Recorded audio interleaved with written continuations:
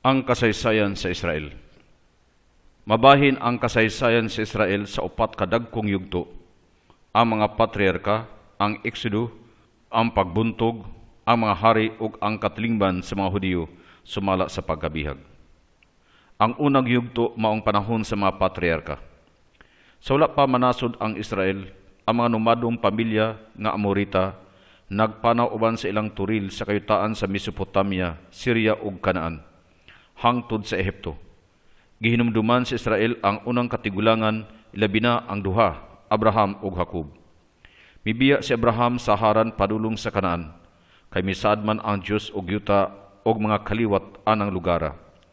Nakadawat og bag-o mga panalangin si Jacob gikan sa Dios samtang naningkamot siya pagpuyo sa Kanaan. Mga kabus og dili edukadong numada si Abraham, Jacob ug ang ilang ginsakpan. Nagpanaw sila dala ang ilang tulda og panon sa lagyong lugar sulod sa duha ka dagkong sibilisasyon adtong panahona, ang Mesopotamia ug Ehipto. Gitawag sila sa Dios aron gikan nila magsugod pagkaumol ang ilang katawhan. Iyang instrumento pagdala sa kasaysayan sa katawhan padulong sa kahamtong og malipayong katumanan. Ang ikaduhang yugto mao ang Eksodo ug ang pagbuntog. Sulod gawas sa Ehipto ang mga nomada. Usa ining mga grupuha ubos ni Moses, milingkawa sa kaulipnan. Ang milagro nga hitabo sa ilang pagtabok sa dagat sa mga tigbaw, timailhan nga ang Dios nagluwas nila aron alagaran siya. Si Moses giya nila og propeta nga nagtudlo nila bahin ni Yahweh. Ang kasabutan tali ni Yahweh og Israel nahimo sa Sinai. Gikan sa katawhan sa kalibutan, manasod mo alang nako. Exodus Kapitulo 19, versikulo 6.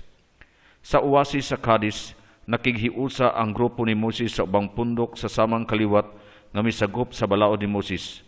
Wala tugti sa bugtong, siluso og makaturunganong Dios ang bisan unsang Dios nung larawan. Ang katawhan sa Dios kinahanglan makig-away, inay makigsabot sa mga sibilisasyon o relihiyon sa taga-Kanaan. Human mamatay si Moses, gibuntog ni Josue uban ang usa ka parte sa Israel, ang usa ka bahin sa yuta sa Kanaan. Ang mga sakop sa 12 ka tribo nga independente pa nakaamgo silang pagkamao sa sunod na siglo, dihang gipanguluhan sila sa mga maghuhukom sa pakigbisog batok sa nagdaog-daog nila. Ang ikatulong yugto sa kasaysayan sa Israel mao ang panahon sa mga hari. Ang pag-abot sa mga Palestiyo agi sa dagat, ang pag-okupar nila sa kabaybayunan o ang pagsulong sa kapatagan sa Palestina nakapaaghat sa mga Israelita sa paghiusa aron pagpanalipod sa ilang kaugalingon. Sa pagkamatay ni Saul, misunod si David nga mibuntog sa Palestina og ang nag-alirong nga mga lugar. Sa nakuha na ang Jerusalem, iyan ang gihimo nga sentro sa nasudnong panaghiusa.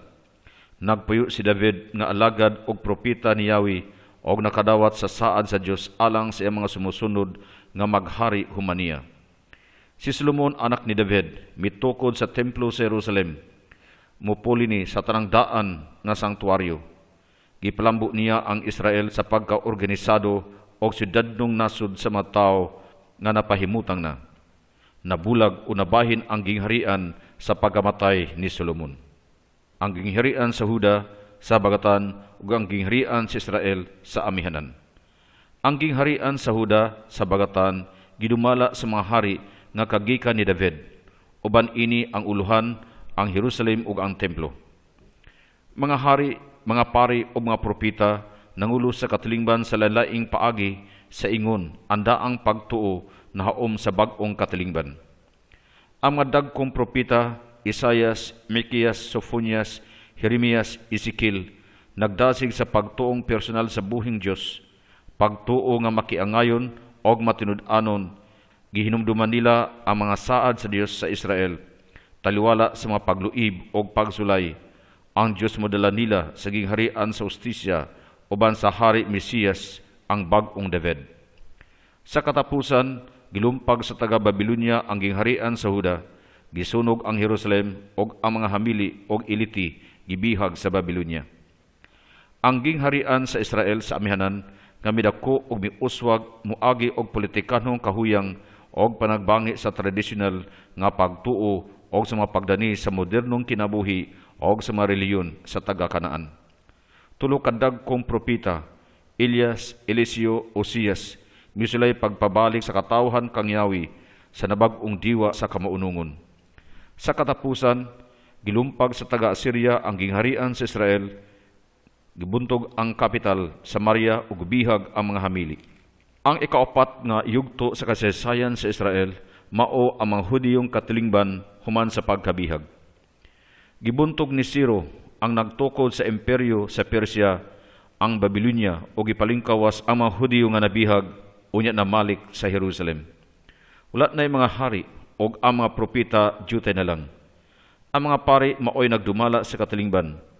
Ang balao ni Moses sumala sa katapusang pagkahanay ni Esdras nimong lagda sa kinabuhi sa lungsod o sa reliyon. Ang templo o ang pagsimba naghatag og kahulugan sa kinabuhi ining balaang katawhan nga nalahi sa ubang katawhan kay katawhan man sila sa Dios. Sa pagsulod sa Grigong kultura, netabo ang kultural o reliyosong krisis. Midasig ang usa ka minoriya, ang mga Makidiyos nun, Hasidim, sa pagpalig-on sa relihon sa mga Hudiyo o sa pagtuo sa pagkabanhaw sa mga minatay. Ang kusog nga panglutos nga giantos sa mga Hudiyo ubos sa taga-Syria, kusog nga nakapukaw sa tibok nasod.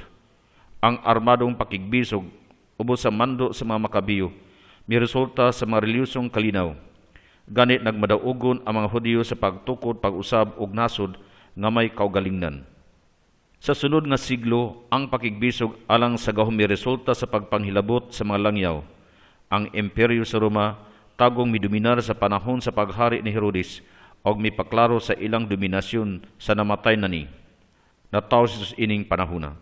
Sa kasamtangan mihalin ang daghang Hudiyo ngadto sa tanang dagkong syudad sa kayutaan sa Mediteraneo o sa tungang sidlakan. Nagtuko sila didto og mga katilingban nga nalambigit sa pagtuman sa balaod og nagsugod sa pagsabwag sa pagtuo sa bugtong Dios.